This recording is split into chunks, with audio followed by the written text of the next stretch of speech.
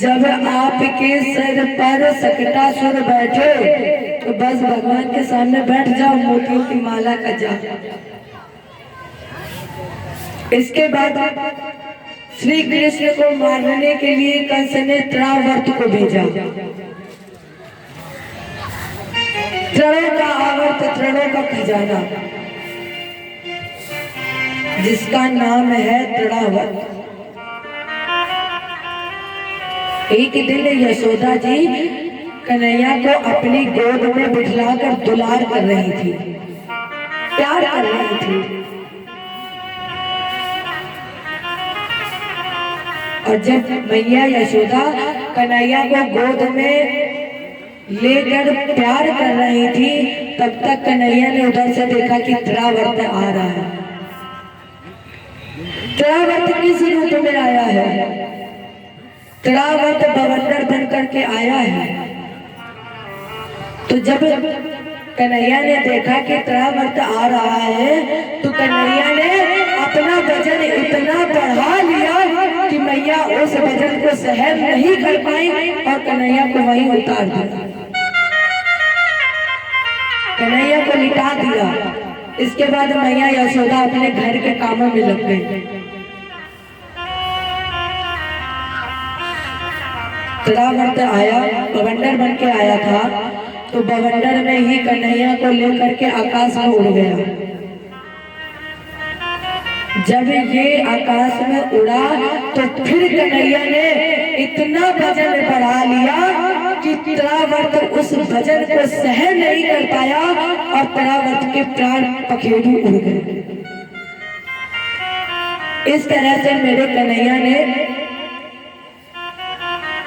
तृणावर्त का भी उद्धार किया। हमारे 16 कलाओं से धरा को विभूषित करने वाले धर्म ध्वज वाहक याज्ञवेंद्र सरकार ने पूतना माने वासना और तृणावर्त माने तृष्णा। और जब व्यक्ति अपने जीवन से वासना और तृष्णा को मार देता है, तब उसे समाज देता है यश। यश माने नाम। जो चर्चा आपने सुनी, गर्गाचार्य जी ने भगवान का नामकरण संस्कार किया। बलराम भैया का नाम बलभद्र, भद्र माने कल्याण। जो अपने बल का प्रयोग जग कल्याण के लिए करता है उसका नाम है बलभद्र। कर्षिता इति सा तृष्णा, जो व्यवसाय करने की क्षमता रखता है, या पापेन कर्षिता इति सा कृष्णा, जो पापियों के पाप का दर्शन कर लेता है उसका नाम है कृष्ण। मदन मोहन, मदन मोहना, जिसके अंदर ना तो किसी प्रकार का मद है और ना किसी प्रकार का मोह है, वो है मदन मोहन। जो मद और मोह से रहित है, या मदन माने काम भी होता है।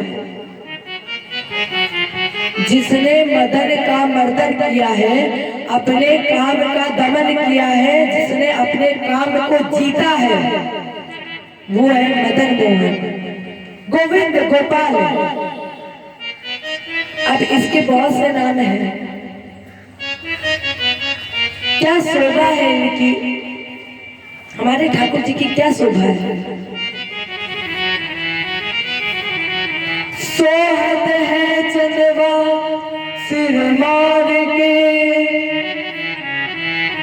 तैसी सुंदर पाग कसी है, तैसी गोरज भाल विरासत, वैसी ये बलबाल पड़ी है। रस खान विलोकत बौड़ी भई,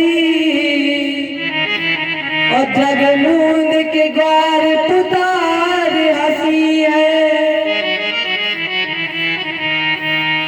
खोलऊ रे घूंघट खोलऊ कहाँ, और वह मूरत नैनन मांझ बसी है। एक बार माया का घूंघट खोल करके तो देखो कैसे हैं बिहारी जी हमारे। तेरे घट राम तुगाए बात कहते हैं, तेरे घट राम। लोगों ने कहा कैसे है वो, जैसे माखन बसत दही में, जैसे माखन बसत दही में, निकसत नाही बिना फेरे।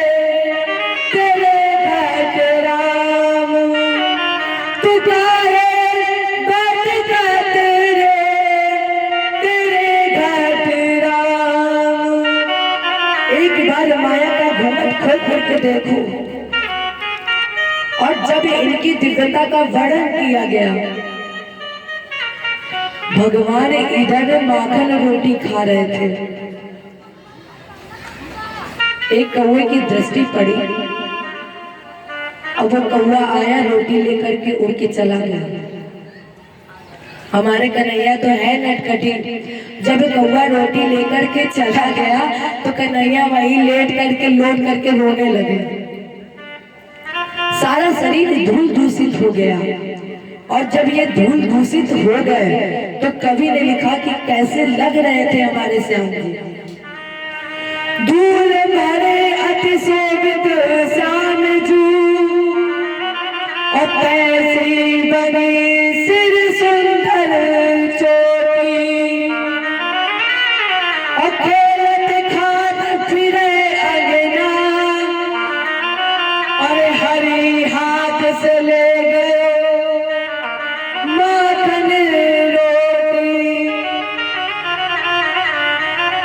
वहाँ छवि को रस खान विलोकत, अबार निकाम कला निधि कोटि।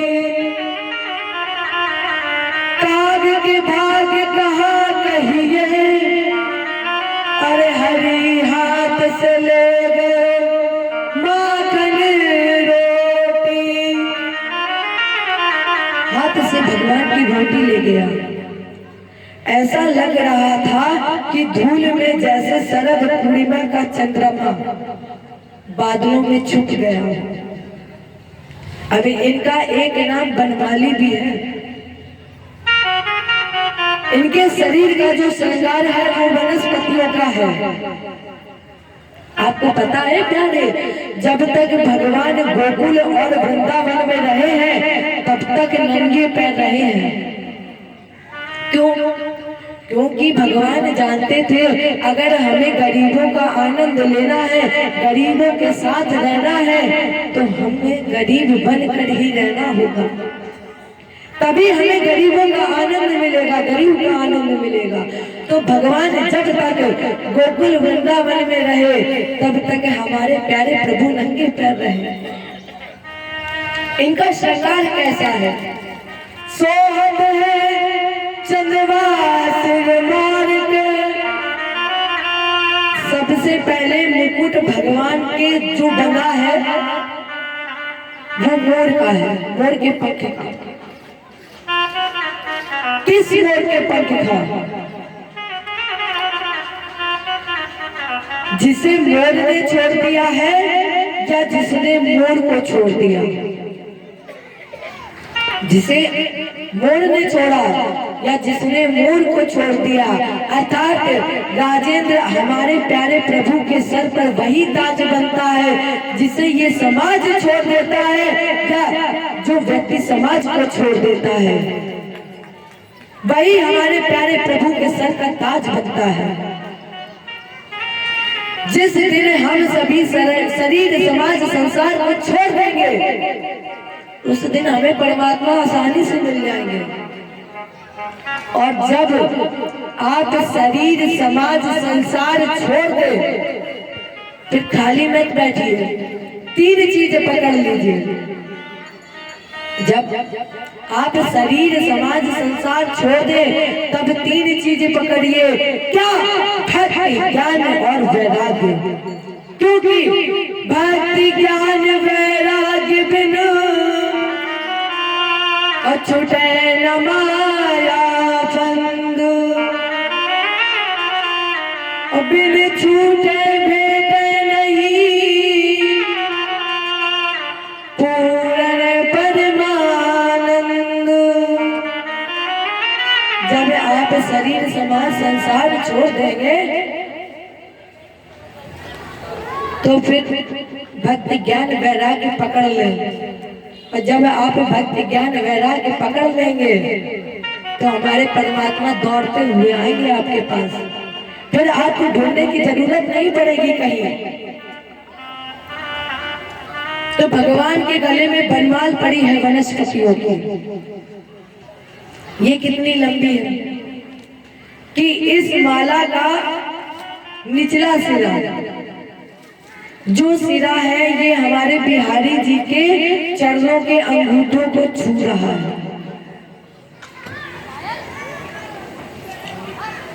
भगवान कृष्ण के कानों में कुंडल है, ये है कनेरी की कली की। पैरों में नीम की सीख की तोड़ियां पहने हैं, इसलिए इनका एक नाम है बनमाली। यहाँ पर एक संत ने बड़ी अच्छी लाइन लिखी है। तेरी मंद मंद मुस्कनिया पे,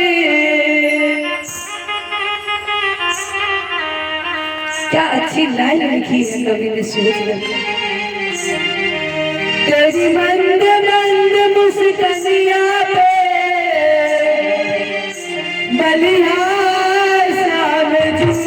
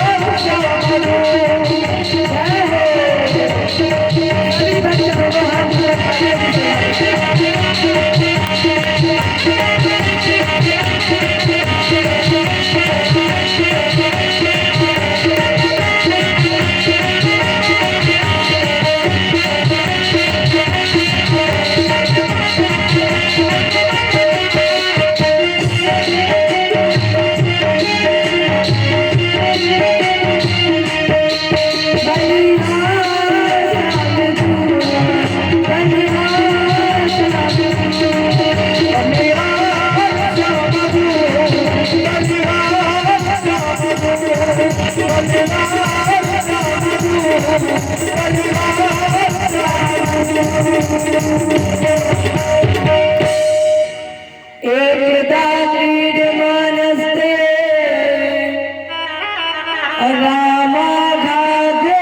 रामाघाग्योपगारिकः कृष्णामृतं भक्षित बालित मात्रे वेदनम। एक बार भगवान कृष्ण ने मिट्टी का भोग किया,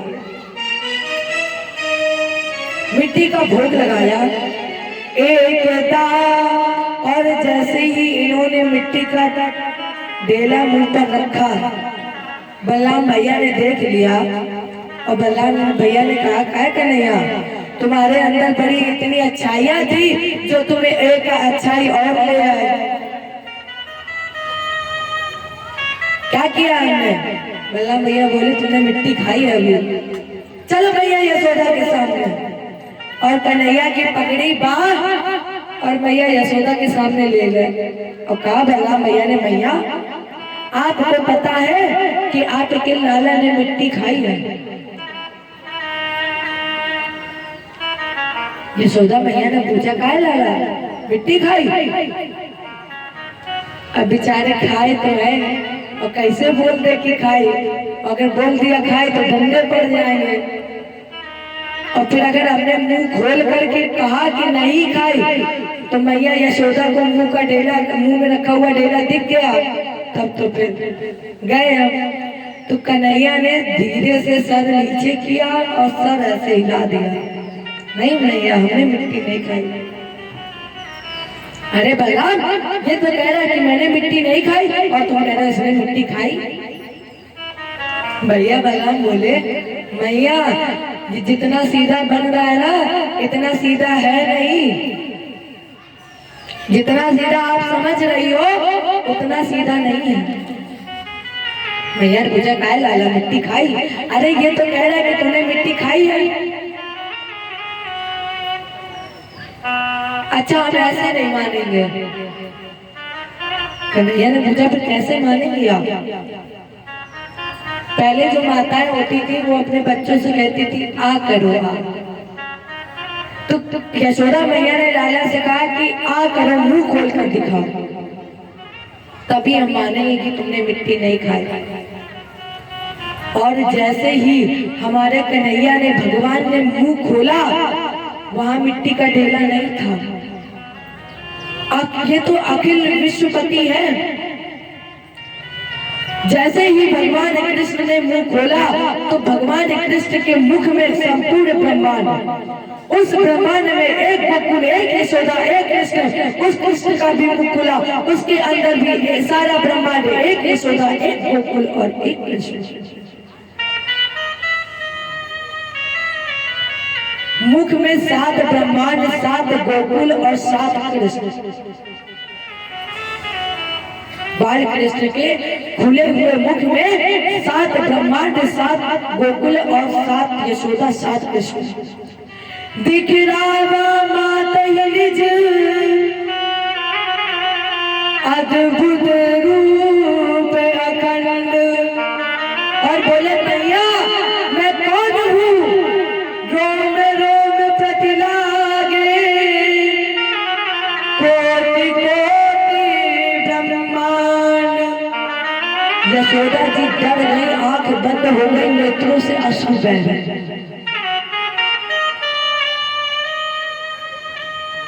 भगवान जान गए, इसलिए इन्होंने अंतर्हित अपना समूह ब्रह्मांड भगवान ने अपने उदर में ही अंतर्हित कर लिया।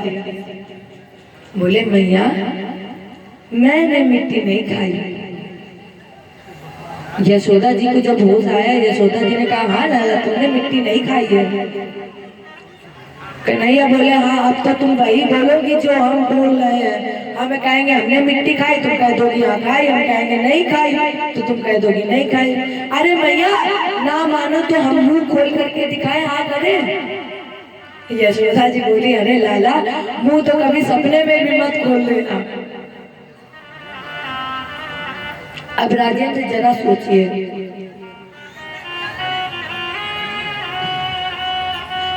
लाला की नजर यशोदा जी ने किससे उतारी है?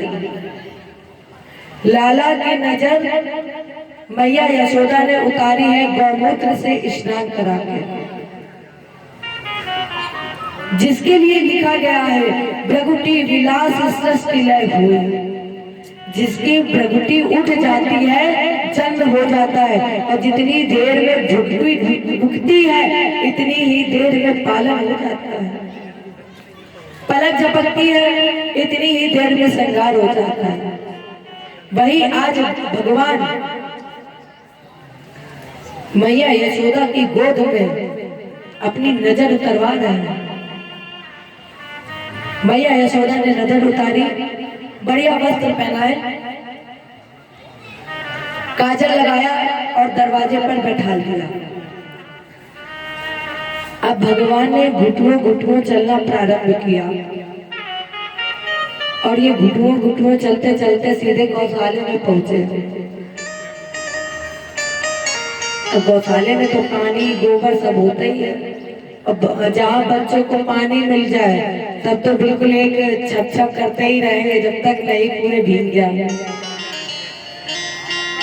तो कन्हैया जी गए, कन्हैया ने पहले तो गोबर लिया हाथ में और पानी में जा करके छप छप करने लगे।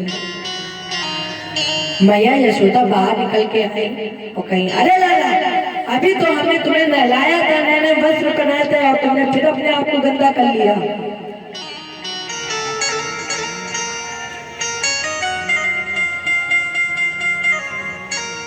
और जब भगवान ने अपने आप को पूरा गंदा कर लिया तो मैया ने कहा काहे लाला पिछले जन्म में तुम सुअर थे क्या?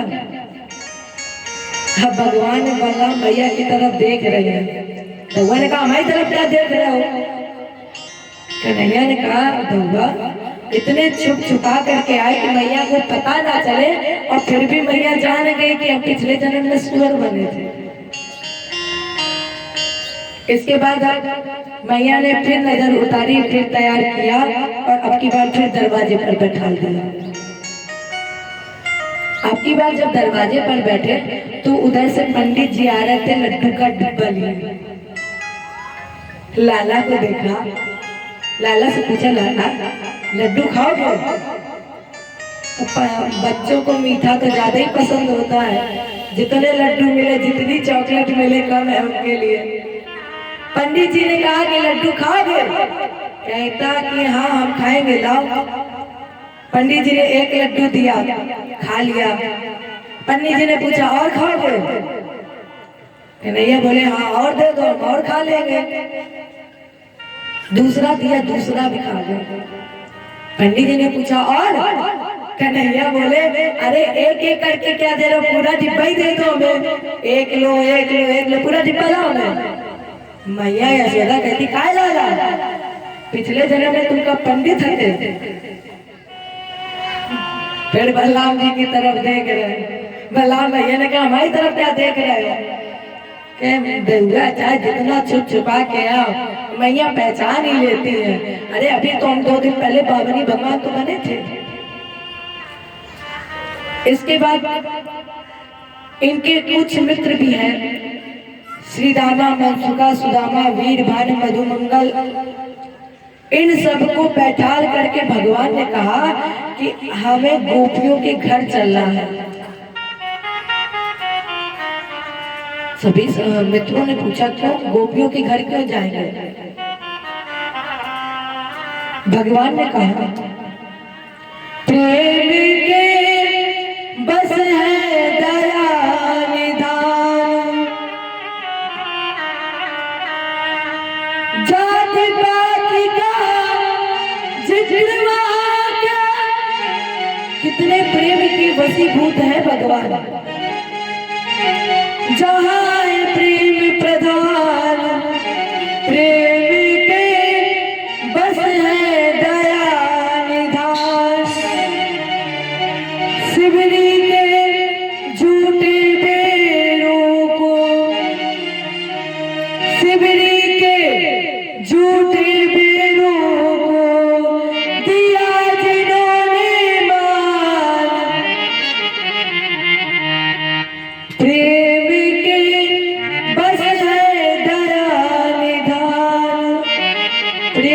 बंधन में है ठाकुर जी।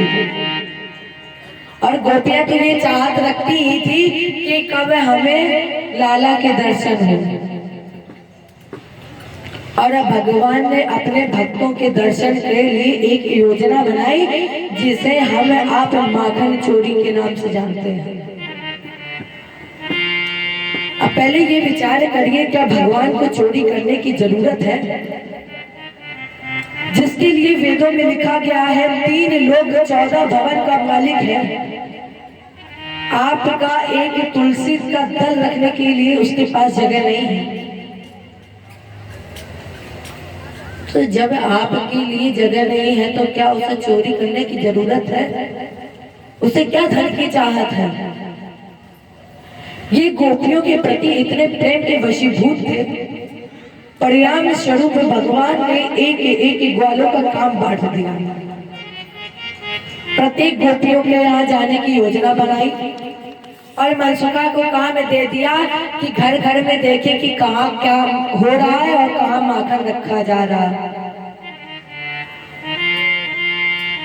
जब चोरियां होने लगी, मेरी समझ में ये है कि भगवान चोरी करते नहीं, गोपियां चोरी करवा रही हैं। एक दिन एक गोपी ने अपनी मटकी अंधेरे पर रख दी, दरवाजे पर बच्चों को बैठाला, पति को बैठा दिया और बच्चों और पति से कहा कि अब वो ध्यान देखे रहना।